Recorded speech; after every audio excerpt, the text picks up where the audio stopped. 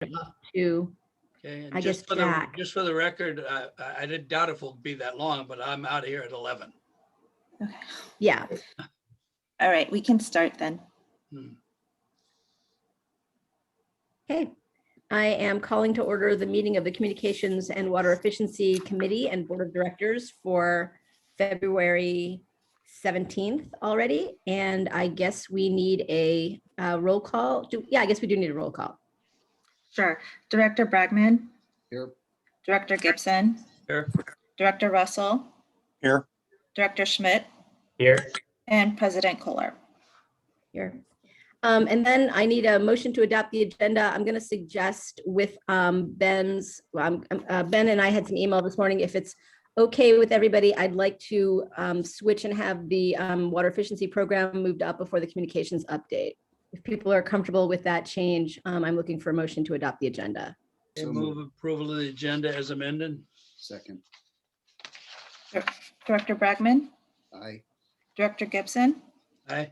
Director Russell, Aye. Director Schmidt, Aye. and President Kohler. Aye, thank you, everybody. I appreciate that. And now I am looking for a motion to approve the minutes of the communications and Board of Directors meeting of November 18th, 2020. So moved. Second. Director Bragman. I guess I wasn't there, so I'm not sure. Oh, okay, I'm sorry. Thank you. Thank you for letting me know. Okay. Director Gibson, Aye. Director Russell, Aye. Director Schmidt, Aye. and President Kohler. Aye. Okay, that brings think us that to we- item, I'm sorry, President Kohler, I think we might have forgotten to allow for the public comment. you're exactly right. I'm sorry, I did skip over that. I apologize. Is there any Right. public comment on any item that is not on the agenda? There are no comments at this time. Okay, thanks. And thanks for reminding me, Molly. Just going a little too fast this morning. That brings us to Carrie and historic and potential water efficiency programs update. Great, thank you. Good morning, everyone. So Terry's going to run my slides, the pretty beefy slide deck, and I don't want it to hang up from my computer. I'm also going to turn my video off. Thank you, Terry. So this morning we're going to dive into a pretty substantial look at historic and potential water efficiency programs. Next slide. Here's a brief outline. We do have a lot to get through. We're going to look at historic programs, look at the water savings and the funding that was allocated for those programs. We'll look at some future savings analysis that's already been completed that was done as part of the demand analysis work under the Urban Water Management Plan, and then also provide an extensive list of expanded program opportunities. These are just programs that we're considering and wanted to bring to the board for your consideration, and just really want to bring you up to date on what we're looking at. Next slide. Thank you. Next slide. So before we start looking at the historic conservation programs, we want to talk a little briefly about types of water savings. I think there's a bit of nuance here. Starting with passive savings, this is savings that are achieved from natural replacement, generally through codes and standards. So this is, as markets shift, we would achieve these savings regardless of programs that the district would be, incentivizing. So for example, installing a toilet, someone may do that on their own without receiving an incentive, and that would be counted as passive savings. The active savings are estimates based on district-specific program participation. And what we did is we used the Alliance for Water Efficiency's conservation tracking tool to model and to provide to us what the active savings would be from our historic program participation. In the savings we're going to look at, the behavioral savings are not included because it's hard to quantify. It's almost nearly impossible to quantify the behavioral savings, but we don't want to dismiss them because we know that there are some significant savings that can be achieved from behavioral savings, but those of course would not be included in our presentation today. And finally, quickly on free riders. So free riders are folks who may participate in our program, and say take a toilet rebate, accept a toilet rebate from us, but they were going to make that change on their own regardless. So we weren't driving, our rebate didn't drive, the change that they installed, or the widget that they installed. And why free riders become important is because it determines, well, which bucket do we put those savings in for, say, a toilet rebate? Is it going to passive savings or active savings? Next slide. How do you make the distinction? How do you know? Yeah, that's a great question. Next slide, Terry. Let me show you. Check. Oh, well, that didn't work out well.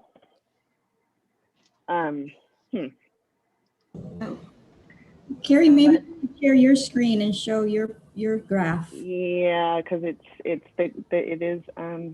It's an important graph, so. it is an important graph. All right, Give Ben, let me stop sharing. Sorry, guys. Let's go here. And where did you all go? You know, we love graphs, especially engineer types. Yes, we do. Okay, let me throw it up here. Sorry. Okay. Can you see that? Yes. Yes.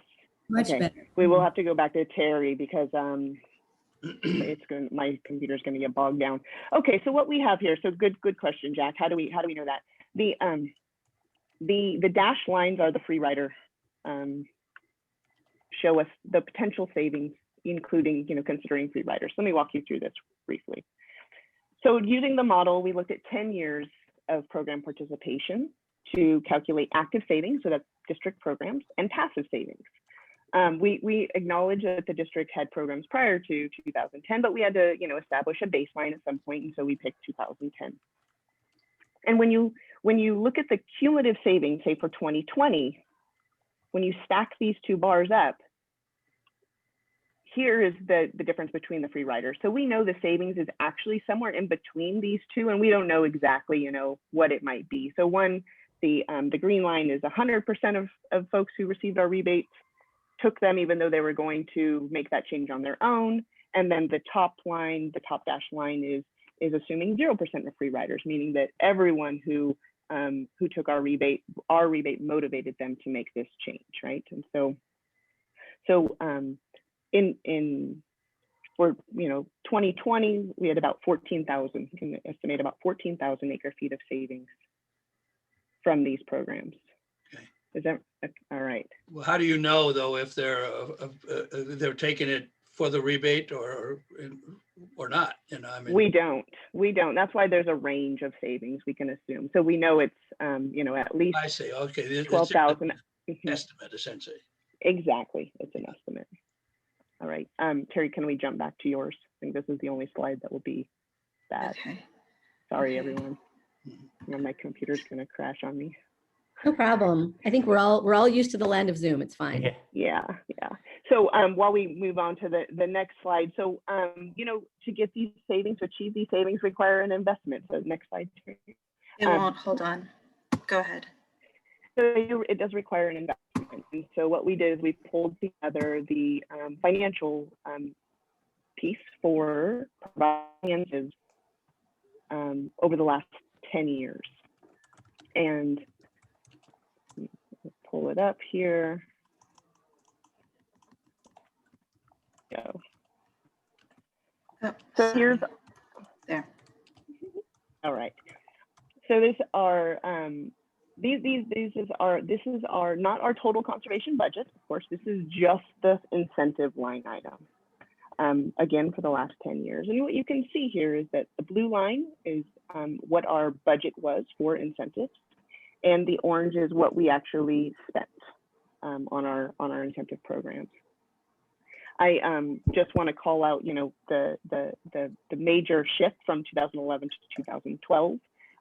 It's somewhat unclear to me as to why there was such an adjustment in the budget amount. But if you look at the expenditures from 2011, it does align. So there's it looks like there was a kind of an estimate to the incentives that were actually being issued in 2012 and 2013. But I think the main story here is that there is funding available, right? We have funding that is allocated to provide additional incentives to our customers in a meaningful way. and we want to develop programs to do that. I'm going to move on. Next slide. So what might we provide as an incentive, as an investment to not only just spend the money, of course, but to achieve meaningful water savings to benefit the district. So we looked at some future programs. Again, we used the Alliance for Water Efficiency Conservation Tracking Tool, and this modeling was done mid last year. So it was right at the time we were rolling out a number of new programs. And so this analysis really focused on the programs we were developing at that time. Because this model is available to us, we now have it and staff can use it. We will continue to provide updates based on programs that we have available or that we're considering rolling out, and it will also build on our water efficiency master plan. Oh, next slide. I'll try to advance it myself. So we looked at various program scenarios, really just 3 program scenarios, looking at outdoor programs, looking at peak demand, of course, and then other programs. And the other programs consist of either the options of implementing the programs locally or implementing them through the regional partnership. Next slide. So here's the 13 programs that were part of this initial evaluation. Many of them were, like I said, programs we've either had in place or we were rolling out, and you can kind of see how the various scenarios that those programs may fall into. And in some cases, like water use surveys for commercial customers, fall into all 3 categories: outdoor, local, and regional. Next slide. So we're not going to go through all 13 of these programs just to save some time, but I did want to provide a bit of additional information on what the modeling provides to us and what information is developed using this water efficiency tracking tool, or conservation tracking tool. So we're going to look at the outdoor program. So the splat on the left, the blue boom, indicates programs that the district currently has in place, so turf removal, controllers, and surveys. The model does also kick out a cost-benefit ratio for not only the water utility, but for the customer. And it provides to us the cost of water saved, which is a really helpful tool in comparing programs and developing programs to ensure that we're making appropriate investments. So as I mentioned, these are just the outdoor programs that were initially evaluated, but we have this similar evaluation for all of those 13 programs. And again, we have access to the tool to look at additional programs down the road as we develop them. Next slide. Awesome. So I mentioned that there were only 13 programs that were part of that initial evaluation. And so we acknowledge that there are many other opportunities that we should be considering. And so going back to this, the distributed infrastructure framework, looking at community engagement, incentives, and regulations really to achieve our long-term water savings is the buckets that I'm gonna run through next as we look at potential programs. As we go through these, we'll want to look at the cost and the potential savings for each of these programs, which, as I mentioned, has not fully been analyzed, but we will go through that process. Starting with policy and regulation. So, fully acknowledging that rates impact water use, and they can either drive demand down or they can allow customers to not be concerned about the amount of water that they are using. And the district has a number of either rate design pieces and or exemptions within the code that could be reviewed to determine if there's opportunities to achieve additional water savings. I, of course, am not our rate design expert, but I do want to acknowledge that rates do play a key part in the process of driving water savings. In addition, other new policy approaches that the board may consider might include something like further restricting landscape material, specifically turf, in new construction and remodel. So we do have our landscape ordinance in place that is somewhat more restrictive than the state's, but there's also additional opportunities there that could be considered for driving long-term water savings around limiting turf areas. Next slide. I included potential system enhancements in this section because it seemed to make the most sense, but looking at things like AMI or other flow meter technology for our high water users and those folks who have reoccurring leaks or requesting leak adjustments from the district. It would be something that we may want to consider. This flow meter technology, it essentially makes an AMI, it makes a non-AMI meter. It provides the deep level of detail that an AMI meter would provide to the customer at a fairly low cost. It does not allow the district necessarily to have access to the data. So someone could actually buy one of these right now. So for example, Flume is a manufacturer that some of us know about that makes a device like this. So they're on the market, they're readily available. If we did provide an incentive, of course, we would want access to their information so we can track their usage and have the similar data that they have. Implementing system-wide AMI is another option, as well as looking at system water loss and ways to reduce system water loss, because is another big opportunity. You saw last night on Paul's presentation some numbers around water loss that we're asking all of our customers to find their leaks and fix them. We want to be able to show we're doing the same. Next slide.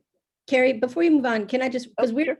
we've already invested, I mean, I'm sure you're going to get to this, but we're investing in AMI. Can you give us just a very quick sense about how far along we are with that?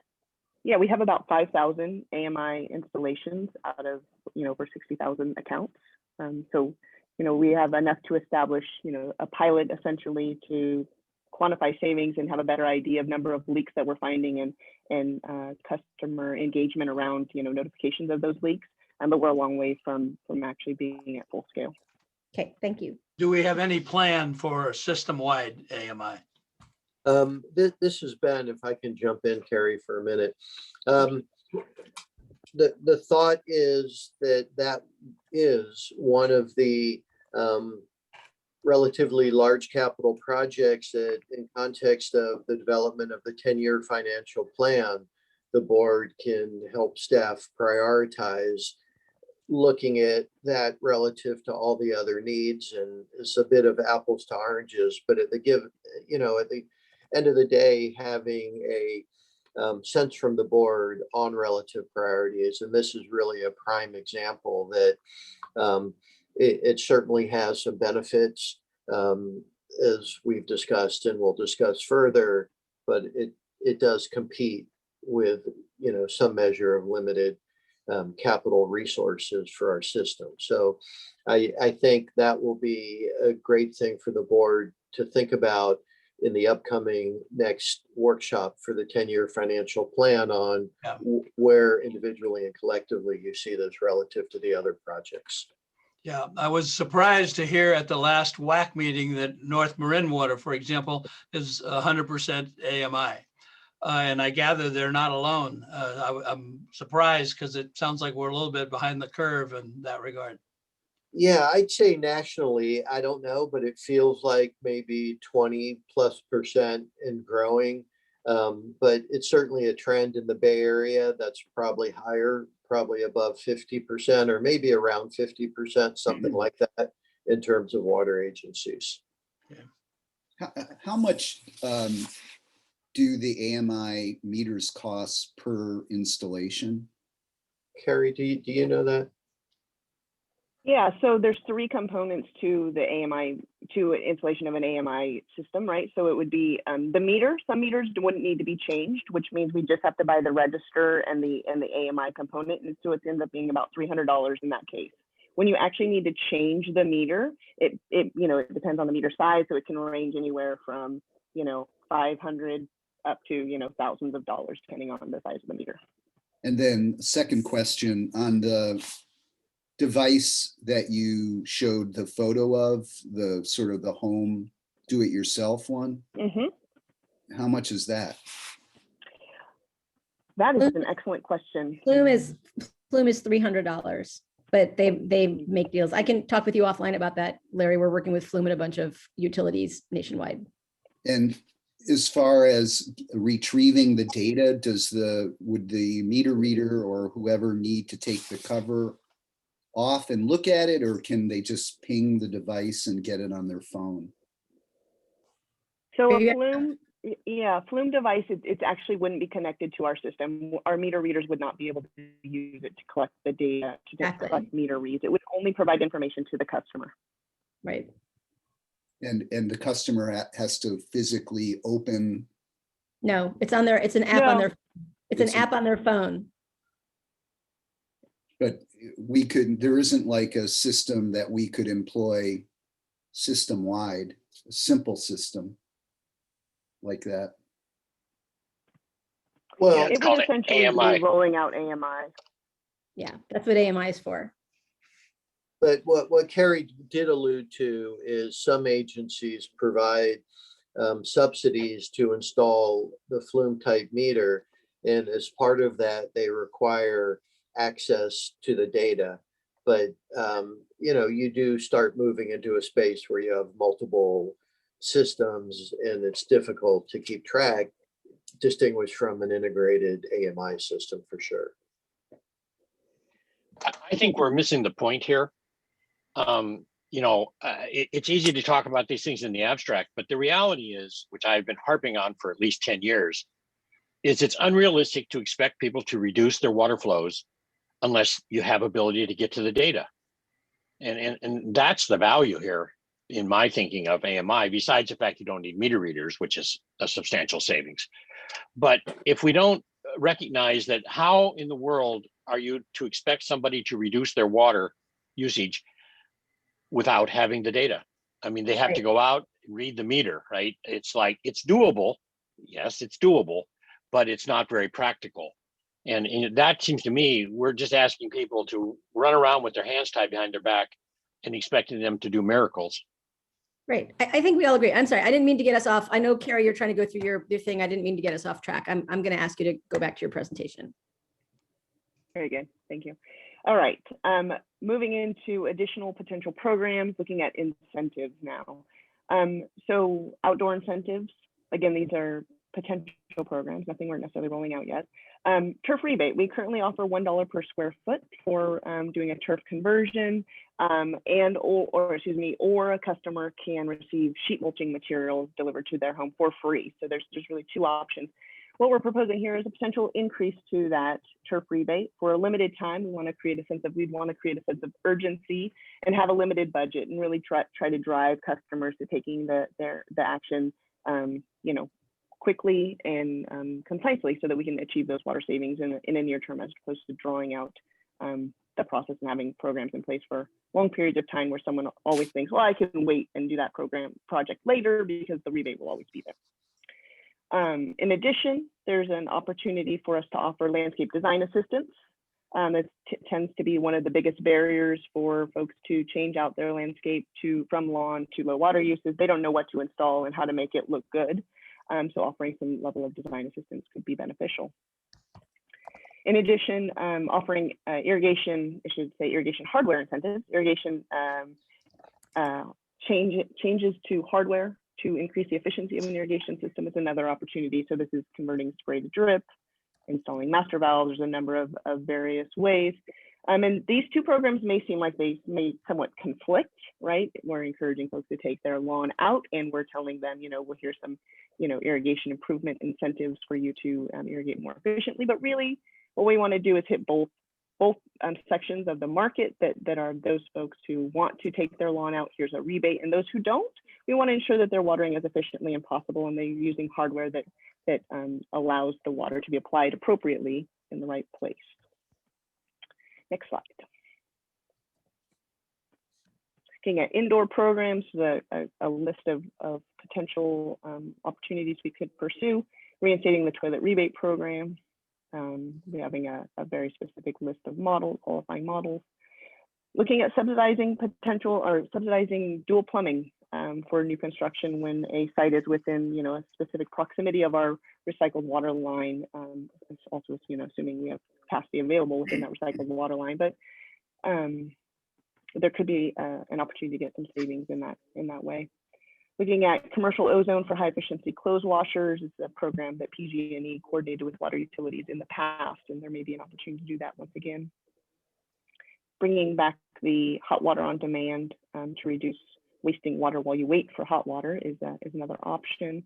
And finally, the flow meter rebate, which is we've had an active discussion on already, which is incentivizing something like a flume type device or other flow meter program, which allows then allows the district to have access to their water or to the data that the customers are getting. So we would know if they have leaks.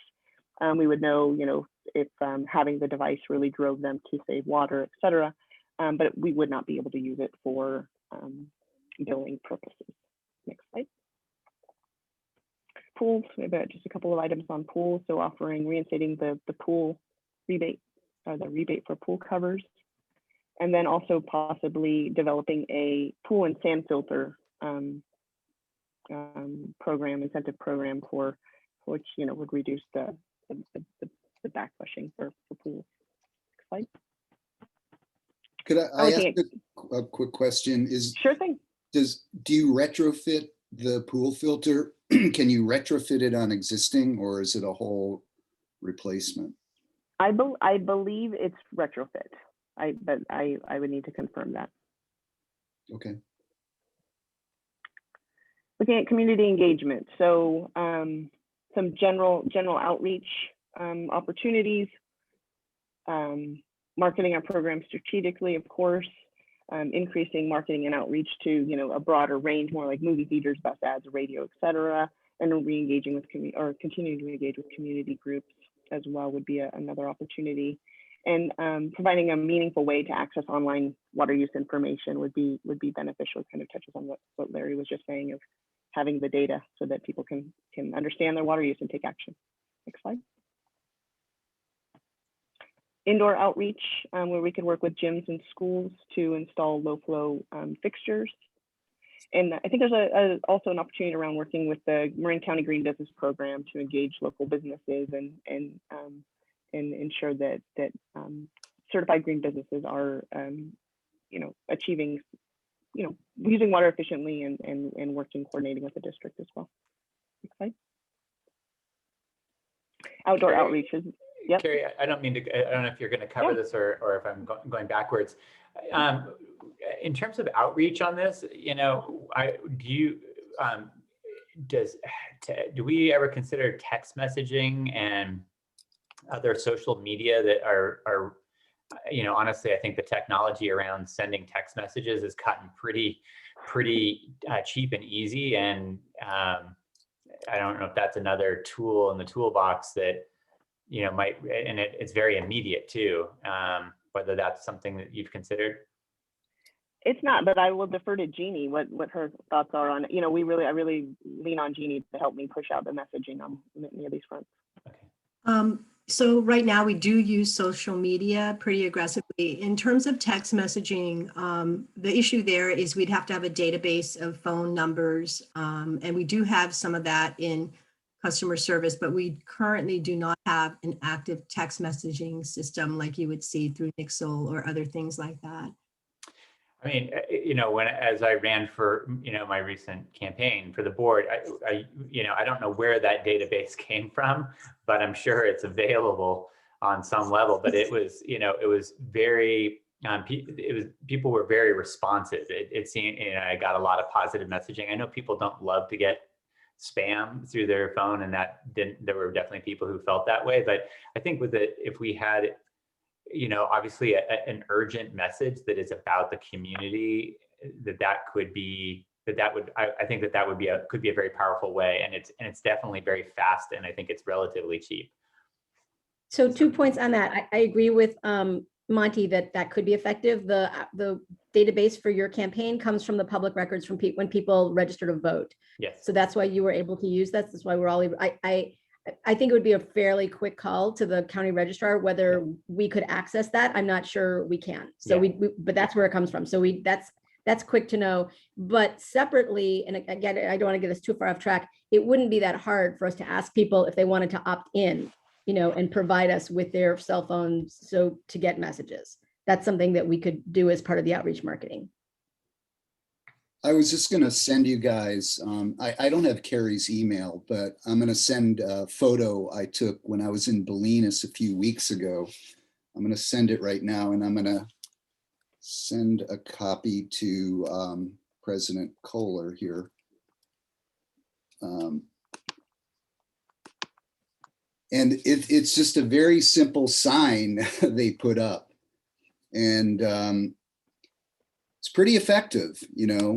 They're having a real water shortage out there, and they've posted a series of signs in the community. So, you know, it's low tech, but sometimes, you know, like the bus sign, the bus shelter sign, you know, it's a physical reminder, and, you know, you get people as they're driving by, and it may be, you know, a tool in the toolbox that we might consider. Yeah, I think that's a great idea, and I don't mean to get us off track further, possibly, but there's certain pathways, you know, when I think of, you know, Sir Francis Drake, you know, and the number of people who pass along that, if there was a place to be able to put up some sort of, you know, sign that you know, generally just sort of is, you know, informative about what kind of a water year we're in. This is something I've done elsewhere in rural communities. When you're trying to reach out to people in rural communities, it's very hard to, some people don't use email, some people don't really look at their mail and so forth. These, you know, road signs that are, you know, that are interactive to some degree, like the, you know, sort of like fire danger, you know, we could have drought, you know, our drought index, and it changes, you know, and that really can be, again, a way to quick eyesight, you know, driving down the road. Oh, the fire danger today is what, you know, it could be another way to maybe get out there for a low cost way to communicate. So I'll send it to the rest of the board. I don't think that's a Brown Act violation since it's public, but it did catch my attention, and, you know, they're still up, you know, when you go out there. So just something to think about. That's great. I'm sure Jeannie will receive it, and she'll pass it on to me. Thank you for that. Yeah, sorry, I don't have your email. That's okay. Okay, so moving on. So looking at outdoor outreach, so there's really quite a few kind of new and emerging opportunities around, you know, pushing information out around outdoor water use. So the state is developing, using aerial imagery to develop a water budget for every water utility in the state. And we have an opportunity to purchase that parcel level data with the irrigable areas mapped out from the contractor that the state has hired. And so what that could do is help us understand who within our, we can match that up with water use. So who has you know, lots of landscape irrigated areas, and, you know, tee that up with the high water users, which will probably align quite closely, although maybe some of those large landscape areas are actually irrigating efficiently. But what could help us kind of refine and target who we're reaching out to in a more meaningful way. The state is just finalizing our data, and so we will have a better idea of what that might look like in the coming weeks, but there's an opportunity that's somewhat new and emerging. Wow. We have our new Ratio irrigation controller program, and which is a smart controller that you can use on you actually can control your irrigation system from your cell phone, and it's all in the cloud. We just launched this program with them, and we found although we've only issued 10 rebates, the program's been in place for 2 weeks now. We've issued 10 rebates, but when we signed the contract with Ratio, we have access to a portal that shows us every customer in our service area who already has one of these Ratio controllers, and we have over 1,200 customers who have not received an incentive from us, but have installed one of these smart controllers, which is a great tool and an opportunity for us to push out messaging to those folks who have this type of controller, to talk to them about our you know, watering time restrictions and, you know, the type of scheduling they're using. And so there's kind of a new and emerging opportunity there as well that we're looking at. And finally, somewhat of a low-tech way that we've been pushing out information for years is this weekly watering schedule. And we're really looking at beefing that up and trying to make it more engaging, looking at a plant of the week and providing changing content. So, and simplifying also the information provided in that weekly watering schedule so that folks can use it in a meaningful way. Next slide. And then AMI outreach, as I mentioned, you know, these customers who already have AMI within our system, it's about 5,000 of them. Only 1,500 are enrolled in the Ion Water portal, which allows them to have access to tracking their water use and setting up leak alerts. And so we want to reach out to them again, in a more meaningful way to engage and make sure that they understand this tool that they have available, and help them use it. Because the district does have access to the information through that AMI portal, we do actually, in addition to having an opportunity around leak alerts that are electronic, a text message or an email to the customer, we also send out letters because, there's only 1,500 of the accounts currently enrolled. And so, using snail mail, and that does tend to be useful to drive people to the Eye on Water portal. But we can refine the parameters that we use to send out those leak letters. There's, of the 5,000 folks who are enrolled, there's oftentimes 15% of those or so that have leaks. And so we want really focus on the highest leaks. And we have an opportunity to reach out in a more meaningful way there. Next slide. So next steps. So, there's a lot of information. And here's some items that we're looking forward to working on. So looking at enhancing program to increase participation, right? And kind of, how can we have funding available. So, how do we develop programs to get some additional water savings in a meaningful way? So looking at, program offerings and modifying those programs as needed. Looking at our outreach piece, we want to increase the community engagement. I think that will occur, especially because of the drought conditions we're seeing. We're going to start building those relationships to help push the word out on all of our programs, which will be beneficial. And finally, looking at, as part of outreach as well, the outdoor approach to focusing in on parcel level data and what makes sense for us to engage with our customers to help them understand their outdoor water use. And another opportunity is really around a system-wide leak detection program. So there's a regional initiative that has been launched by Sonoma Water and the Sonoma Marine Clean Water Partnership to provide kind of increase the knowledge base around water loss within the region, looking at industry standards, the state legislation and regulations around water loss, and new and emerging technologies to kind of bring the entire region up to speed on where there are opportunities to focus in on reducing system leaks. And with that, I am happy to answer any additional questions or hear any thoughts you have on this item. Cynthia, I think you're correct on that database. I just checked with Paul Cohen, and he told me that he thinks restricted to voter usage, and it's also only voters. So I suggest, Ben, we have Molly look into that issue, because I agree completely with Monty. It was like, $200 to send 4,000 text messages. It was incredibly low cost, and that's paying somebody to do it, not if you do it yourself. So we'll take a look. There's also other systems that are designed for kind of more emergency notifications, and potentially there's a way to utilize those, particularly in a drought and the declaration of an emergency that we have in front of us. So we'll take a look at the spectrum of opportunities. I mean, the county has that, right? That's correct. Yeah. I looked at, and I assume you have too, the picture that Larry sent of the sign, and I think that's a perfect idea. They're like political signs, you can get people to put them out in front of their house and so forth. I think very effective.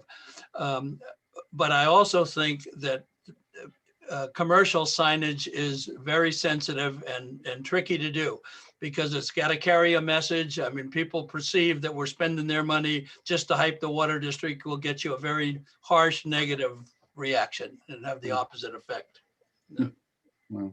Yeah, it's a good point. And I wonder if flipping it to the positive is like, could we give signs out to people who are like, I'm being water smart, or I'm, I care about our water, and it's a yard sign that you get to put in. You can opt to put in your yard. I put one in my yard, and as a way of messaging out like participation in a community sort of manner, like that we care about our water and that we're being aware. I think that's a very interesting point, Monty. What if we had like a gold seal for people who make the 25% reduction, the voluntary reduction, that we could send to them, and then they say, they want to put it up or they don't want to put it up. It's up to them. Yeah. Yeah. I think there's another thing that needs to be added to your list of options, Carrie, which is Ben and I talked about this the other day. I have a number of tier 4 friends that I hang out with in Tiburon, and they are people who are willing to spend numbers like $1 million a year to water their plants. And given that, I think it's important that we indicate that there is reclaimed water available at the sewage treatment plants that can be picked up and used by folks that want to spray the water. So I think we should add that on to our list of items that, you know, consider using reclaimed water. Yeah, that's a good idea. We'll add that to the drought response options and opportunities. Do we have any ideas of engaging particularly lower school kids in doing things? You know, every Saturday morning, run around your house, make sure every faucet is turned off tight. Obviously, that's not going to save a lot of water, but what it does is it promotes the message, because then the program itself starts to be talked about. And that just, you know, gets the message out there among adults as well. Yeah, that's a great idea, Jack. You know, it's been tough with COVID, right? Our school education program has basically come to a halt because, you know, we can't get into the classroom. But, you know, so that we may be able to find a way to kind of leverage that with our teachers. We have a good strong list of teachers that we work with over the years that may be a good one. Yeah, Make and it an assignment. I think working with kids is really instrumental in a campaign like this on several levels, right? It teaches them the strong ethic of conservation, and that really helps bring the message home to these households. One of the things we also talked about is for resources. We have resources for adults, but what about coloring sheets and other resources for kids that they can download, you know, just use? So that's an excellent idea. Yeah.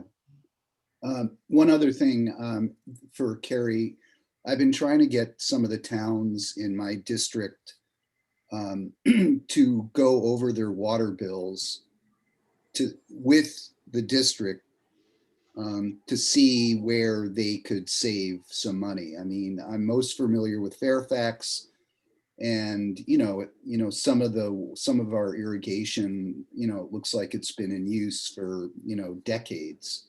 So I have reached out to them. I'd like to do it again and see whether they'd be willing to, you know, go over that with you.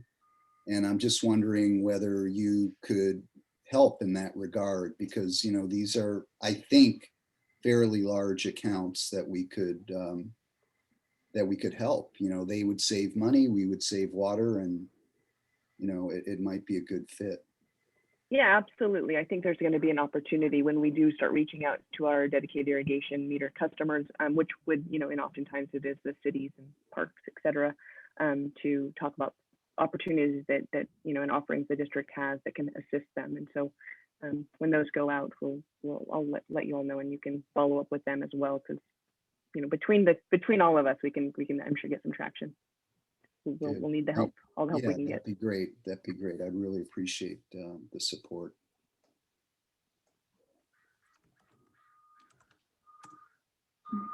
Vice Chair Gibson, Oh, there is a public comment, if we can take that now, if there aren't any more comments from the board. okay, Cynthia's left the meeting. I believe believe so. temporarily she was going to have to step out. Yes. Okay, all right. Public comment, I heard. Yes, Miss Wendy Irving.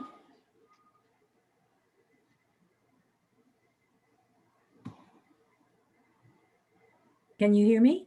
Yes. Yes. I am Marin Master Gardener, and I'm putting together an article because we're restarting our garden walks program, and the article's coming out on March 13th. And it's going to be primarily about, of course, water saving and irrigation. And I was wondering if you have any plans.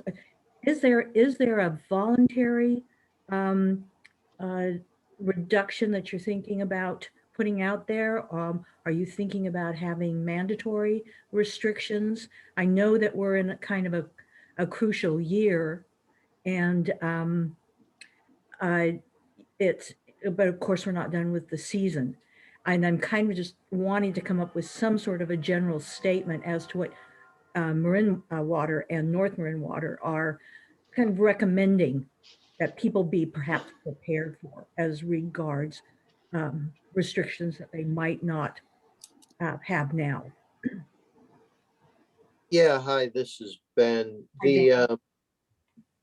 Last night, our board formally declared a drought and asked our customers, we're putting out a press release today, asked our customers to take a number of voluntary actions. And we're hopeful that that will result in approximately a 20% reduction. And we're looking out and forecasting the potential, depending on the weather, to take further steps down the road as needed. So you may want to glance at that. It's online, that information with some of the details. And we can also, if we have your contact information, get a hold of you to provide any assistance in your newsletter. Thank you. I have been told that there's a fellow named Sergio or Keith, Greg, that I can talk to. I intended to go to that meeting or to join in that meeting last night, but I had some computer difficulties. So you're saying that what you discussed last night at the board meeting is online? Is that your MMWD website? That's correct. And it's posted. It's posted already. Would I Yes. find it today? Yes. Okay. I believe Terry posted it already. Is that correct? Yeah, the video meeting last night was posted online last night. So it's something of a voluntary 20% reduction, and you have some suggestions as to what people might do then. Is that what I'm? That's correct. Okay, thank you. I have no further public comments. Okay, let's see that. Takes us to our actually previous item, the one we skipped. Is I guess item number 2.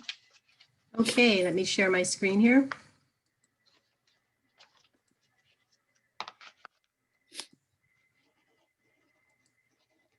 Hey, are we able to see that? Yes. All good. Okay, great. So for this morning's update, we're going to talk about some of our outreach campaigns. Of course, drought and conservation, in addition to our 10-year financial plan. And then we'll talk about some of our ongoing messaging around COVID-19 and how we're keeping our customers informed during the pandemic. And then if you recall, the board requested last time a quick look at some of our website analytics. So we'll touch on that as well. So starting with conservation, and if you recall when we talked about the strategic plan, we're seeing this as a real opportunity to start implementing some components of that plan around what we think is a very important message, of course, which is drought and conservation. So conservation has been a consistent part of our messaging. And with drought conditions, we've really ramped up our frequency. And our messaging has been expanded to include, of course, some actions that the district is taking. A little bit of information to educate our customers about our district water code, as well as water saving tips and programs, and how our customers can make the best use of our rebates and other resources online. So part of that messaging is finding creative ways to engage. And there's so much chatter on social media right now. So what you see here is a simple animation that we did on social media, and it's on our website as well. And it's another way to get people interested in our messaging, to let them know what they can do, including some simple adjustments they can make that really make a difference. Taking shorter showers, you see here, turning off the water when you're brushing your teeth. Some of the messaging that Carrie has talked about we've already been pushing out. And of course, we always want to make sure that they know that they can get additional resources on our website. And here's another way of approaching that on Twitter. We did a poll that asked a very simple question of what do you think the greatest use of water comes from? And landscaping, of course, comes in at #1. But this is less about the poll, about the opportunity to engage. So after we do the poll, we follow up with tips on how people can reduce their landscaping water use, turning off their irrigation systems, or investing in a water smart, WaterSense irrigation controller. Carrie mentioned a few minutes ago the weekly watering schedule, and what you see on the right is pushing out information, additional resources to customers on how to bring that irrigation use down.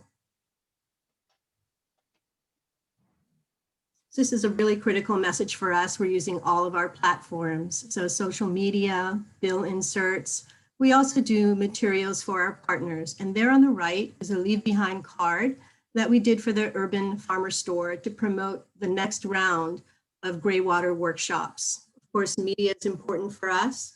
Ben mentioned the press release. We'll also be doing an op-ed based on the actions that the board took last night, as well as a new vehicle mentioned in the strategic plan, which is our Marin Water e-news. Advertising is going to be an important part of that. Carrie mentioned bus backs, and of course our customer newsletter, which is a direct reach to customers. So what you see here is an early look at the upcoming customer newsletter that will be distributed in the March and April editions. And of course, front and center is conservation, but also there on the second page with every newsletter, we provide information on our reservoir storage and rainfall, really letting people know that we're in this together so they can track their progress as well as ours.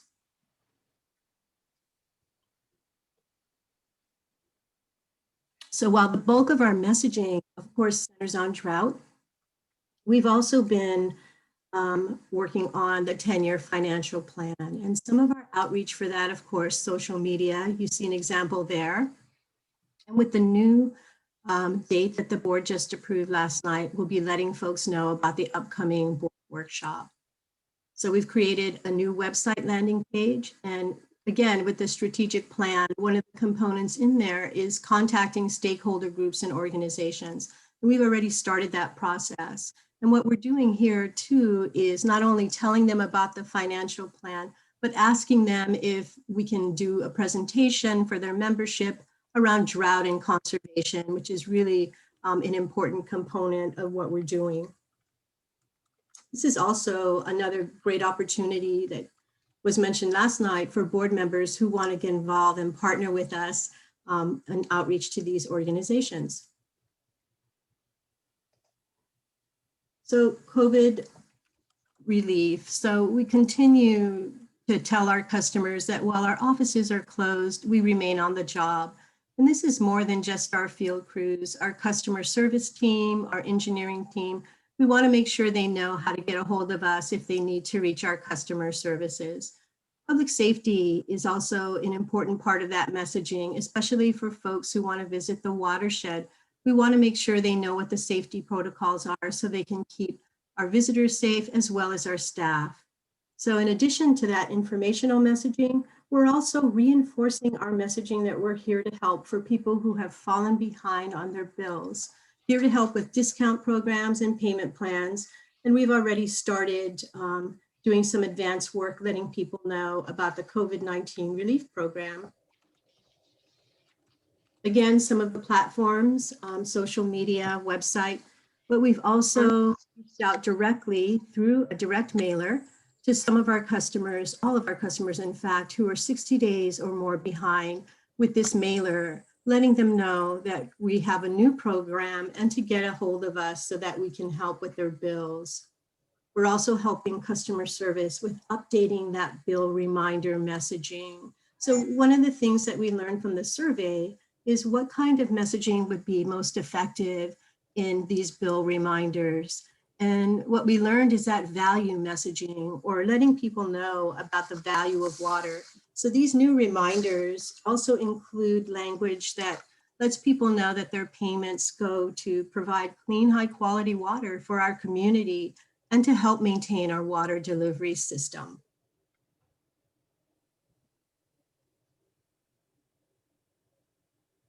So a little bit about our website analytics. I call it a website snapshot because really the data is just a snapshot in time. It changes daily. In fact, it changes hourly. So our website launched in November of last year. And so for the first full 2 months, December and January, we've had more than 110,000 views. That's about 55,000 a month. So we looked at how that compared to our previous website for the same time of year. And our website last year was pulling in about 25,000 views. So we think that's a good indicator because generally the holidays are not peak times for people to be spending time on our website. So we think this is a good trend and we think that will increase. The busiest days in the snapshot were Wednesdays, followed by Tuesdays and Mondays, less so on the weekends. So where are they going? So I pulled this about a week ago and you can see here that the top pages include the home page, which is understandable. And we actually like that because that's where our key messaging will reside. And then followed by Water Watch. And that's where we have information on reservoir storage and rainfall and things of that nature, followed by customer service and then the Mount Tam watershed. And then Your Water sort of rounds up the top 5. And on that page, people find information about water conservation, water quality, water supply, and there's information there about businesses that are reopening after the pandemic. So one of the interesting things about the new website is we're able to get some real-time data. And we really think this is important for us as we refine our outreach efforts. So I showed you a snapshot of the pages people were visiting pulled about a week ago. So yesterday I pulled this data that took a snapshot of users in a 30-minute period. And what this helps us do is monitor trends and gauge responses to our outreach campaigns and really make adjustments as we need to. So what this shows you here in this chart is that there were 43 users on the website per minute when I took this snapshot. And what's interesting here is you'll see the front page, that's where they're going, and Water Watch.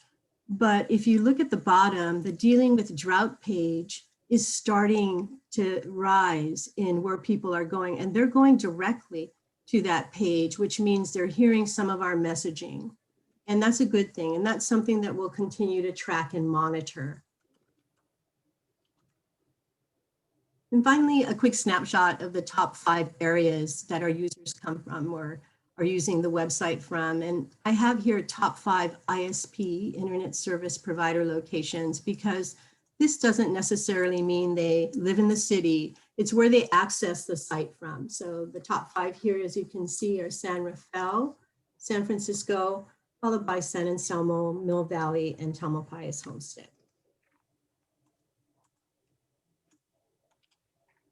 So looking ahead, of course, expanded drought communications, that's a primary focus for us. And anything we do relative to the strategic plan, we'll have that overlay of drought communications. This is very critical for us right now. We're also launching Marin Water e-News, which is a monthly electronic newsletter targeting all of our customers and our stakeholders. This is something we actually don't have, kind of surprising, but a really good tool that enables us to reach customers more frequently than every 2 months, right, in the monthly bills. So we're looking forward to that. And then the virtual workshop for the 10-year financial plan, as well as doing the spade work for the 2020 annual report. And I'm happy to take any questions. That was fantastic. I really loved your inclusion of all of those analytics. I'm sorry I missed some of that, and thank you for your indulgence. I had to go to that other call. But the analytics are pretty interesting. Jeannie, do you have any, it's not essential, but do you have any base of comparison with the older website? I mean, 50,000 views a month seems like a lot to me, but you tell me. It is. It's a good number. And, there's a lot that you can read into that data. And the data point from the previous website, as I mentioned, was 25,000 a month. So apples to apples, right? So you look at the same time of year.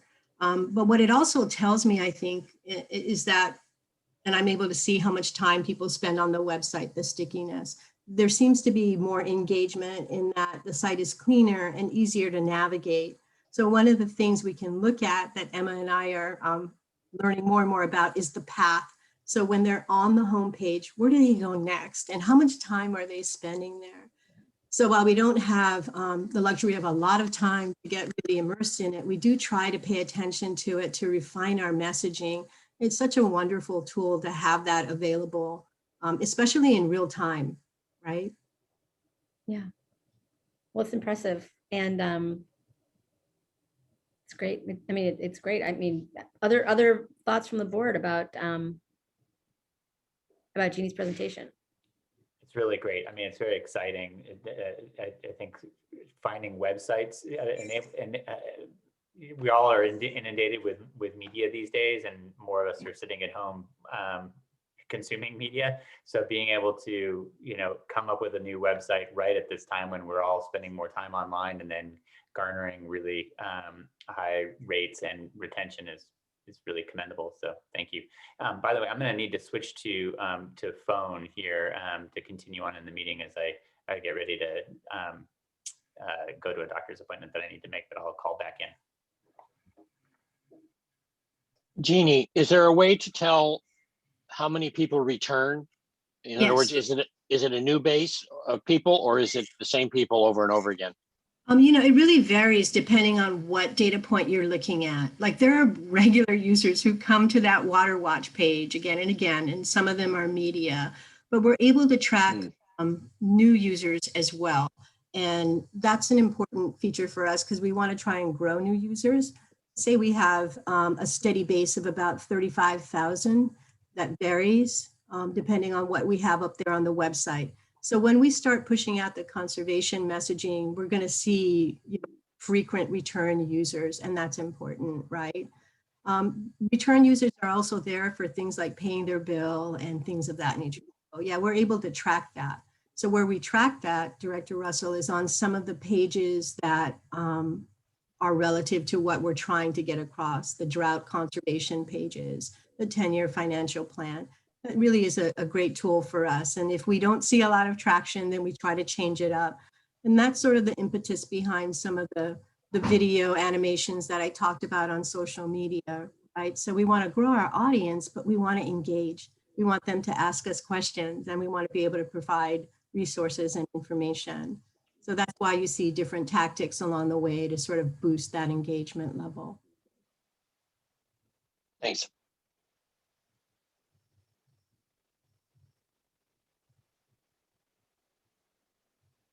Any other thoughts, comments? I think it's, I think maybe for me, then I'll just say that I'd like to, if you've got some, some bandwidth to talk to us about where you see this going, what is it that you need from us as a board to, support you and your team, going forward so we can continue and really expand the engagement, to use your word, because that's really where I think we need to go, particularly with a very challenging rate situation coming up. Yeah, exactly. And so for us, it's important, we talk about this, to develop that consistency, that drumbeat, that steady flow of messaging. And, with we have a lot going on, and we're a pretty small team. So we really have to prioritize well. And I think Ben mentioned last night in the presentation that outreach and some resources there are part of the plan. So really, if you're interested in participating in some of these stakeholder groups, let me know, and I'll make sure that we invite you along. We have some presentations coming up in the next few weeks where we're going to talk about drought. That by far is the most important messaging for us, but we're going to do our very best with what we have to get the word out there. And if you have any ideas, like some of the ideas we heard today, I thought were really wonderful, and we really do appreciate that, because the more of us who are thinking about solutions, especially in the outreach area, the better. So I welcome all of your input. So what we could do, just logistically, because I know some of the board is, and probably the whole board's interested, some may have more time than others to support the effort. Maybe we could just inform them when we're setting up a meeting or a Zoom for a Rotary in this area, if it's in their area, and if they can make it, great. I think when we set up the meetings that we want to at the town councils, city councils, we'll try and coordinate the schedule, because that one, I think, often works better to have an elected with us when we go into that. Yeah, agreed. We'll certainly incorporate that and let everyone know where we are and when we go.